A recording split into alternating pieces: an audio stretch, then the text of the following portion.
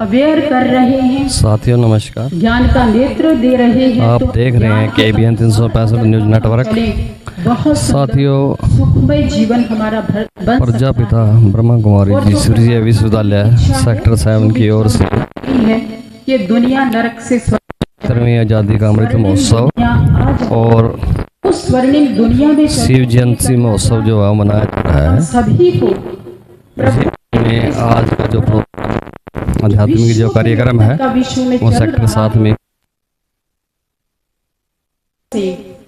परम पिता परमात्मा अभी जो है श्रद्धालुओं को जो है दादा लेख गंगा में नहला रहे हैं। हुए उनका बदल का धर्म का नाम रखा बदलकर बीके प्रेम बहन आप सुन रहे हैं। ज्ञान देकर समझ देकर इस विश्व को बदलने का कार्य 86 ईयर से चल रहा है लगातार, और लाखों आत्माएं इस प्रोजेक्ट के साथ जुड़ चुकी हैं। अपने तन मन धन समय श्वास संकल्प मन वचन और कर्म को पूर्ण रूप से सफल करके इस कार्य को आगे बढ़ाने में मददगार बन रही हैं, जिनको कहा जाता है खुदाई खिदमतगार। तो एक छोटी सी स्टोरी आपको सुनाते हैं कि एक बार एक जंगल में आग लगी हुई थी, बड़ी भयंकर आग, और एक चिड़िया पास नदी से एक टुपका पानी का लेकर आती, उस जलती हुई भयंकर आग के ऊपर गिरा देती। तब किसी ने उस चिड़िया को पूछा कि ऐ चिड़िया, क्या तेरी एक बूंद से ये इतनी भयंकर आग बुझ सकती है? क्या समझती हो? तो चिड़िया ने कहा, ये तो मैं भी समझती हूँ कि मेरी एक बूंद पानी से कुछ ज्यादा होने वाला नहीं है, परंतु मेरे से जितना सहयोग बन पा रहा है मैं उतना कर रही हूँ। जब ये लिस्ट बनेगी कि जंगल पर आग लगी थी और सहयोग किसने दिया था, तो मेरा नाम ना आग लगाने वालों में आएगा, ना खड़े होकर तमाशा देखने वालों में आएगा, और मेरा नाम आएगा किसमें? आग बुझाने वालों में। सो प्रिय भाई और बहन, जितना जो भी हो अपन झोंक दे।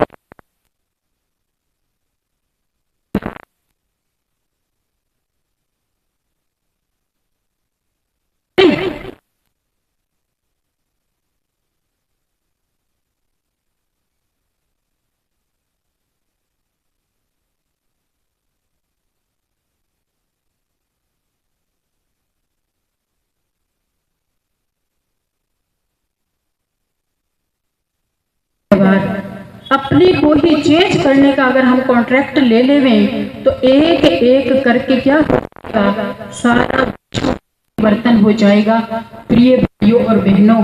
परंतु ये भी गीता में कहा गया है, कोटन में कोई बिरला। जब मैं घर आता हूँ करोड़ों में कोई आता है, तो एक 2 मिनट की बात सुनाकर मैं वाणी को विराम देती हूँ कि एक बार जब बहुत संख्या में लोग इकट्ठे हुए थे, मेले की तरह भरा हुआ था, एक बहुत बड़ा टेंट लगा हुआ था, गुरु गोविंद सिंह जी आए उस सभा में और कहने लगे कि कोई है माई का लाल जो गुरु पर कुर्बान होने के लिए तैयार हो। सब इतनी संख्या बैठी थी, सब बड़े हैरान हो गए कि गुरु जी क्या कह रहे हैं, कुर्बान हो जाए, तलवार है हाथ में, लग रही है गला काटेंगे जरूर किसी ना किसी का। तो सोचते रहे, पर एक खड़ा हो गया हिम्मत करके। जैसे ही वो खड़ा हुआ तो आसपास वाले उसके कपड़े को खींचकर बिठाने लगे। अरे बुद्धू, क्यों खड़ा हो रहा है, क्यों बाल बच्चों को रुलाएगा, बैठ जा। पर वो नहीं बैठा, खड़ा रहा। गुरुजी उसको बुला लिया, चलो टेंट के उस पार ले गए और जाकर के उसको खड़ा कर दिया, परंतु तलवार को लाल रंग से रंग करके सामने लहराते हुए फिर आ गए। और बोलो, है कोई माई का लाल? तब कुछ देर सब बैठे रहे, फिर दूसरे एक व्यक्ति ने हाथ खड़ा किया, उसको पीछे ले गए और उसको खड़ा करके आ गए और सब देखने लगे, लो जी 2 का तो काम कराए, अब पता नहीं कितनों को मारेंगे आज। तीसरा खड़ा हुआ, फिर चौथा खड़ा हुआ, फिर पांचवा, इससे ज्यादा खड़े नहीं हुए प्यारे भाई और बहनों। तो आज भी देखिए, गुरु गोविंद सिंह जी ने उनको मारा नहीं, वो तो एज इट इज ला के सबके सामने ऐसे स्टेज पर खड़े कर दिए, उनका वेलकम किया। ये है पंज प्यारे जिन्होंने गुरु की बात को सिर माथे माना, उसको श्रीमत अर्थात श्रेष्ठ मत समझ के मरने के लिए, बलि जाने के लिए भी वो हिम्मत करके तैयार हो गए। ना उन्होंने देह संबंध देखे, ना बाल बच्चे देखे, ना कुछ और देखा, गुरु की आज्ञा मानी माथी, बस। तो पांच प्यारे आज तक भी वो मशहूर हैं, उनका यादगार है। बाकी जो इतनी पब्लिक बैठी थी, किसको याद किया जाता है प्रिय भाई और बहनों? और फिर महाभारत काल में हम 5 पांडवों को याद करते हैं, वो भी गिनती के 5 ही कहे जाते हैं। इस दुनिया में से कोटोन में कोई में भी कोई विरला ही धरती पर आए भगवान को पहचानेगा।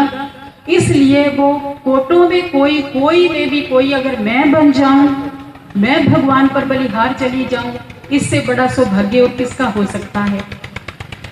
तो मैं कहूंगी कि यही होगा हमारा सच्चा शिवरात्रि मनाना।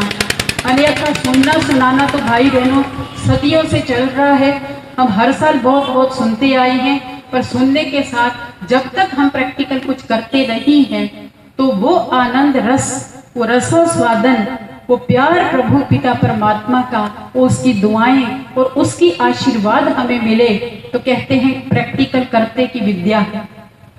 ओम शांति।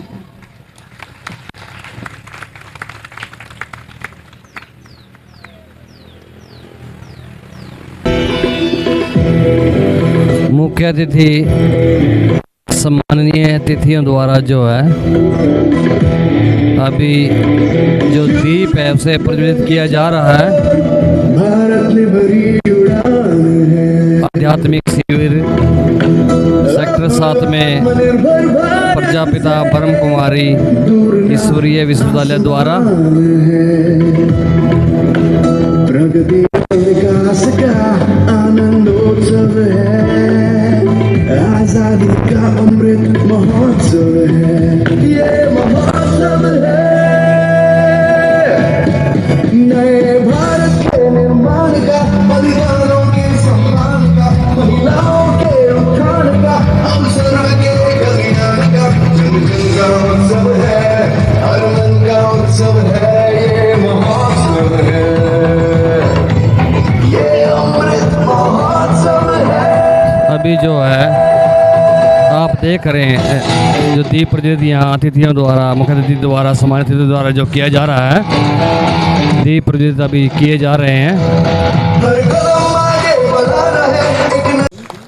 जब इन्होंने गाना अभी जो है मुख्य वक्ता है पीयूष, मैंने सोचा जी ये केएल सहगल, मुख्य वक्ता हैं आज के। मैंने सोचा ये मोहम्मद रफी है, शिवरात्रि महोत्सव मैंने सोचा ये में अभी जो है श्रद्धालुओं को कुमार है, ताली बजाइए। ज्ञान की गंगा में जो स्नान करवाएंगे आप बहुत देर से बी के पीयूष जी। मैंने देखा नींद आ रही है, नींद आना तो फिर वक्ता क्या बोलेगा आपके सामने? तो मैं चाहता हूं कि इस जड़ता को हम तोड़ दें। और आप से बैठे हैं, मेडिकल साइंस कहती है हमें बहुत देर तक एक पोज में नहीं बैठना चाहिए, इसलिए आप सब जल्दी से खड़े हो जाएंगे प्लीज। जो अपने आप को बुजुर्ग समझते हैं वो बैठे रहेंगे, मंच पर बैठा रहे, मंच को खड़े होने की जरूरत नहीं है। देखिए सभा में कोई भी बुजुर्ग नहीं है, बहुत जोरदार ताली बजाएंगे अपने लिए। और आज बाबा का जन्मदिन है, परमार्थ कर रहे हैं, तो सभी अपने हाथ ऐसे ऊपर कर लेंगे। हाँ, एक ही हाथ करना है भाइयों बहनों। और जिनके चेहरे पर मुस्कुराहट नहीं होगी मैं उनसे सवाल पूछ सकता हूँ, और अगर किसी ने पर बात की तो भी मैं पूछ सकता हूँ। तो आपको बहुत सावधान रहना पड़ेगा, अपना हाथ सीधे करिए, बिल्कुल सीधा करिए। आज हमारे कंधे में दर्द होता है, हमारी गर्दन में दर्द होता है, क्योंकि हमारा हाथ कभी ऊपर नहीं होता है, हमने फिल्मों में गीत सुना, न मुंह छिपा के जियो और न सिर झुका के जियो, गमों का दौर भी आए तो मुस्कुरा के जियो। तो आज हम सबको मुस्कुराना है, सारे टाइम पर मुस्कुराना है। हाथ सीधा रखेंगे, बिल्कुल सीधा करिए। आप मेरा हाथ देख सकते हैं, सीधा माने बिल्कुल आपके कान को छू ले, अगर दर्द नहीं हो रहा है तो, और फिर अपनी हथेली को अपनी तरफ मोड़ लीजिए और मैं आगे बोलूंगा, आप सबको मेरे साथ बोलना है। हाथ को पीछे लेके जाइए और बोलिए शाबाश। नहीं, आवाज नहीं आई। आप सबको ब्रह्मा भोजन मिलने वाला है, थोड़ा सा टाइम और इंतजार करना है। दोबारा से हाथ ऊपर करिए और फिर अपनी हथेली को मोड़िए और पीछे लेके जाइए और बोलिए शाबाश शाबाश शाबाश। मैं ठीक हूँ, आई एम ओके। मैं ठीक हूँ, मैं विशेष हूँ, आई एम यूनिक। मैं विशेष हूँ। और अंतिम बात सभी बहुत जोरदार तरीके से बोलेंगे, वाह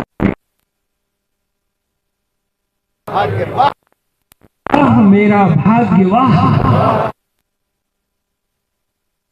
वाह।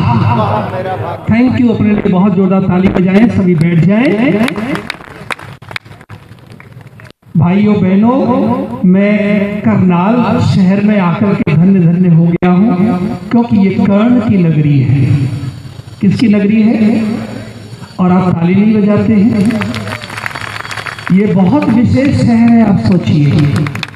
और इससे थोड़ा आगे जाएंगे तो कुरुक्षेत्र है, जिसको कर्म क्षेत्र कहते हैं। यहाँ से सारी दुनिया के लिए गीता का ज्ञान गया। तो आप कहाँ बैठे हैं? आप कहाँ बैठे हैं? आप हरियाणा में बैठे हैं। हरियाणा माने जहाँ हरि का आना और जहाँ दूध दही का खाना। क्या बजाइए तालियां प्लीज।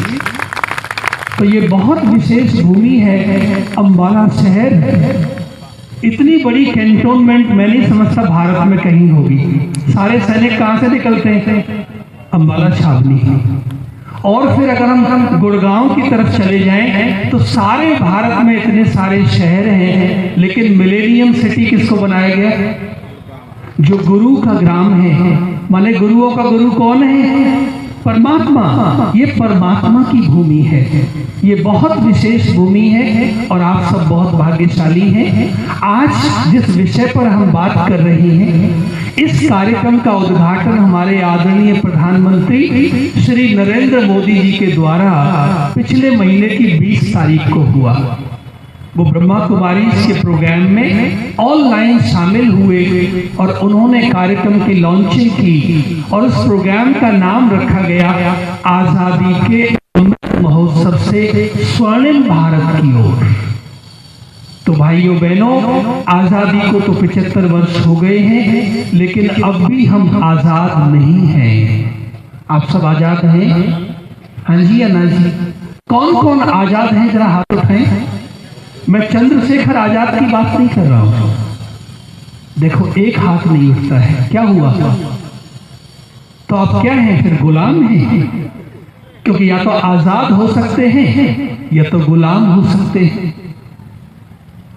क्या कहेंगे? या तो परतंत्र हो सकते हैं या तो स्वतंत्र हो सकते हैं। भाइयों बहनों, हमें अंग्रेजों से आजादी तो बहुत पहले मिल गई, 75 वर्ष पहले मिल गई, लेकिन आज भी हम अपने मन के गुलाम हैं। आज भी हमें 5 विकारों ने पकड़ा हुआ है। काम, क्रोध, मद, लोभ सब नाथ नरक के पंथ। हम सब जानते हैं ये विकार हमें कहां ले जा रहे हैं। ये विकार हमें कहां ले जा रहे हैं? ये हमें नरक की तरफ ले जा रहे हैं। लेकिन जैसे जैसे हम आगे बढ़ते जा रहे हैं, हमारे मन में विकारों की प्रधानता बढ़ती जा रही है। तो ब्रह्मा कुमारी ईश्वरीय विश्वविद्यालय इस भारत को ही नहीं, लेकिन सारे विश्व को स्वर्ग बनाना, स्वर्णिम दुनिया बनाना। वो दुनिया जिसको हम कभी अपने सपनों में देखते हैं, कभी अपने ख्यालों में देखते हैं। वो दुनिया, वो देश अब भारत जल्दी ही बनने वाला है। लेकिन कैसे बनेगा? वो दुनिया कहाँ बनेगी?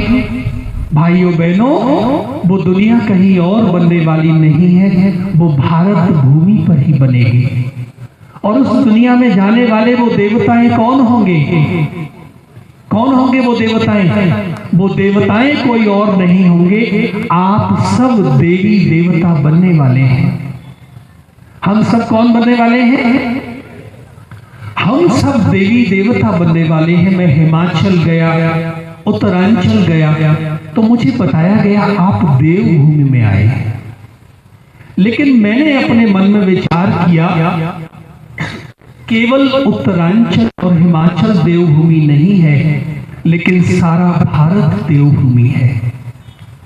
माने देवभूमि माने देवता, माने देने वाला। जिसका हाथ सदैव ऐसे है, जिसका हाथ सदैव ऐसे है, वो देवता है। लेकिन जैसे ही मेरा हाथ ऐसे होता है तो मैं देवता के बदले लेवता बन जाता हूं। तो आज हम सब क्या बन गए हैं? आज हम सब क्या बन गए हैं भाइयों बहनों? आज हम लेवता बन गए हैं। इसलिए भारत क्या हो गया है? आज भारत दास हो गया। भारत का परचम सारी दुनिया में फहराया जाता था, आज वो भारत गरीब बन गया। तो सबसे बड़ी गरीबी आज भारत में चरित्र की गरीबी है। भाइयों बहनों, केवल टेक्नोलॉजी बढ़ने से, इकोनॉमी बढ़ने से भारत विश्व का गुरु नहीं बन सकता है। लेकिन सबसे बड़ी जो हमारी निधि, सबसे बड़ी जो हमारी पूंजी, सबसे बड़ी जो हमारी चीज थी, वो हमारा ऊंचा चरित्र। लेकिन आज हमारे चरित्र का क्या हाल है? हमारे चरित्र का, इत्र का क्या हाल हो रहा है?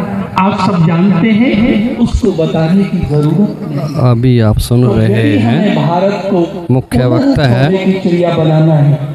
यदि हम BK पीयूष जी, कि भारत दोबारा से विश्व का इन्होंने बताया कि हम जो है आज भी गुलाम है।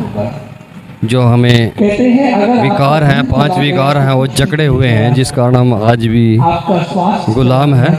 और जो है हमारा देश जो भारत है वो दास बना हुआ है। विकारों को जो है हमें दूर करना है।